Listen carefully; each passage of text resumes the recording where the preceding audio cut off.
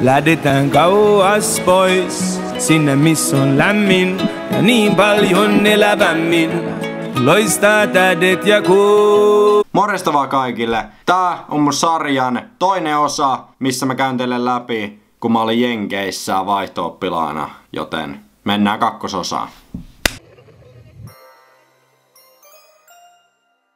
Elikkä viimeksi me jäätiin siihen, että mikä päivä on, kun mä herään. Teidän piti arvata. Nyt mä herään, kello on 4 aamulla. On päivä, jolloin mun pitää lähteä Amerikkaan. Kaikki mun laukut on pakattu. Mä laitan ne autoon. Äiti, iskä, Salla, pikkusisko.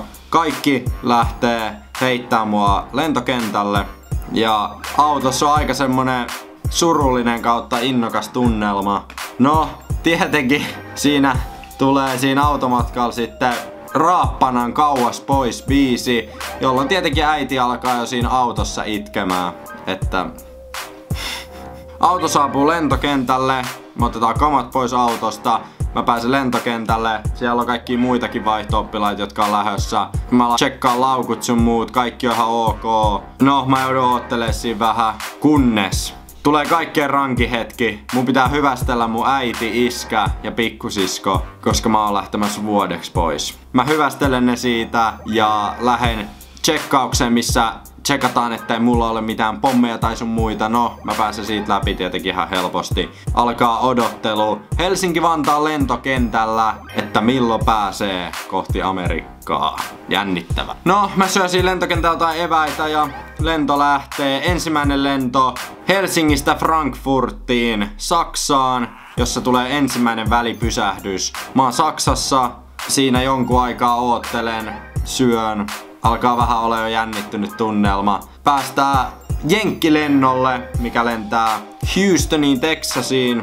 Semmonen 10 tunnin lento siinä. Mä oon lentokoneessa tietenkin ja kaikki menee ihan hyvin. Houstonin kentällä me joudun odottaa 5 tuntia. 5 tuntia kentällä, koska mun lento lähtee vasta sitten Columbukseen, Ohioon sen jälkeen. Kun mä tulin sinne Washingtonin kentälle, niin mulla hukkuu laukut siinä. Että mä en saanut mun laukkuja heti. No siinä tulikin pieni paniikki sitten, että mitäs nyt kun laukut hukkuu. Mut mä menin sit kysyä niiltä apua ja ne sit lopulta löytyi, niin mä sit sain ne. Siinä 5 tunnin aikana alkoi kaikkein jänniä vaihe. Mä kiertelin sitä ihan sika hienoa lentokenttää, jossa oli ihan saakelimageet kaikki jutut. Se oli ihan tosi iso. Siellä joutui menee junalla toiseen paikkaan, kun se oli niin iso, tai no metrolla tai mikä vaan ikin onkaan. Ja siellä mä kokeilin kaikkea. Mä söin hampurilaista, join limua. Siis kaikkea pääsi jo niin jenkkifiilikseen. Tässä vaiheessa, kun mun pitää lähteä viimeiselle lennolle, niin mä oon ollut jo 26 tuntia hereillä putkeen. Mä en nukkunut yhtään, mua on jännittänyt sen verran, niin mä en pysty nukkuu. Lähtee viimeinen lento Columbukseen, Ohioon, tunnin lento. Mä yritin vielä pysyä sen hereillä, mutta mä en pystynyt ja mä nukahin sen lendon aikana. Kunnes sit yhtäkkiä lentoemäntä herättää mut viimeisten joukossa, kaikki muut on jo lähtenyt. Mä herään, mä oon aivan pökkeryksis, mä tajuan, että voi hemmetti. Mä oon tullut nyt Columbukseen. Tästä se lähtee, kohta tuolla se perhe mua vastassa.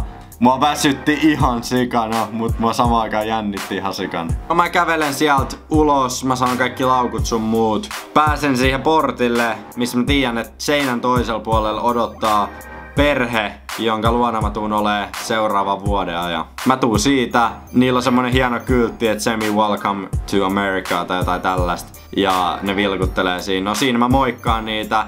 Mut mua väsytti niin paljon, että mä en oikeesti pystynyt edes puhumaan niille mitään. Mä olin aivan puhki. Sitten ne menee autoon, ne alkaa kyselee multa ihan sikana kaikkia kysymyksiä. Sitten mä vaan vastaan kaikkeen yes, no, maybe, yes, no.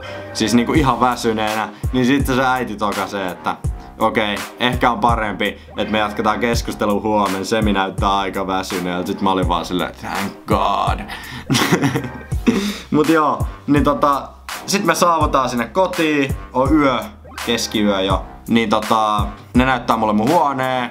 Mä menen heti nukkuun ja mä nukahan ja nukun johonkin 10 aamulla. Ja kun mä herään, niin arvatkaa mikä alkaa. Tässä oli kakkososa. Päästiin matka käytyyn läpi. Ensi kerralla tulee jännät vaiheet. Nähdään sitten. Moikka! Ei se voi olla väärin. Lähtee maailman ääriin.